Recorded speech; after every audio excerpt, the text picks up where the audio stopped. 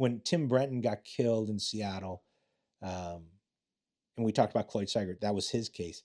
So in the rotation, me and my partner were after Cloyd and his partner as far as for the next murder. So when Tim Brenton got killed, it was like, it was all hands on deck.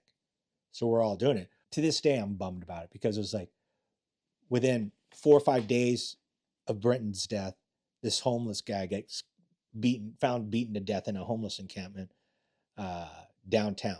And I was like, oh my God, I got to go work on this case.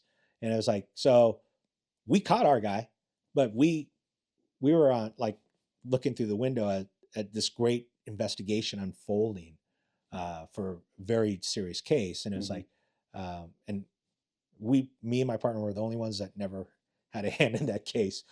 Totally bummed because I met Tim on another murder case like 4 months prior up in the East Precinct.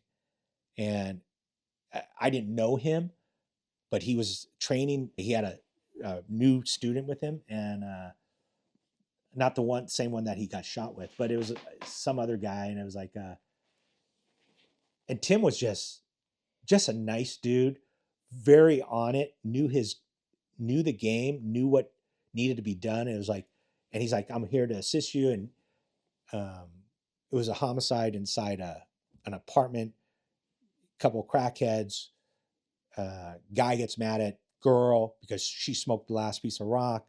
I mean, you can't make this shit up. So he gets a kitchen knife and goes to town on her and stabs her to death. Gets on the phone. Oh, I think I killed my old lady. She's back in. Okay, wait right there. Woo, woo. Grab him. Call us out. We're like, okay. And then I needed Brenton's assistance with this witness who was trying to leave. I'm like, you ain't leaving. And it's like, we're going to talk. And she tried to leave, and she got in her car and she took something out of her purse and sloughed it in the car. I was like, I grabbed her, thinking it was a weapon. It was drugs that she was on her way over to drop off the additional drugs for these people before they start. She shows up when we're there. I'm like, who are you? Who are you? Well, I'm the cops. Who are you? I ain't nobody. Well, nobody's nobody. Come here. We're going to talk. And then she tries to slough for drugs in the car. Brenton steps up. He goes, because now I'm thinking, okay, this is a mess now. We got a murder. Now I got a drug arrest. And Brenton's like, detective, you want me to handle the drug arrest?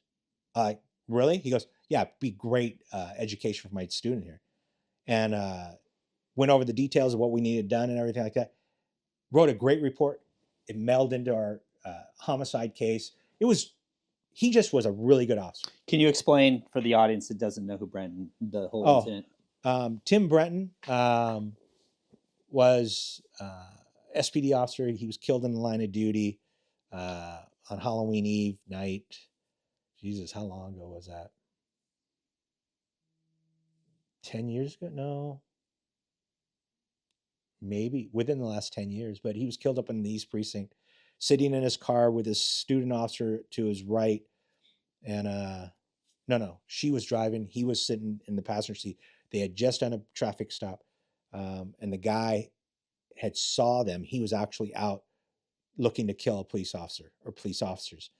He saw them. He passed by them on a traffic stop, circled around, watched them finish, and he followed them to the back side street where they went and parked.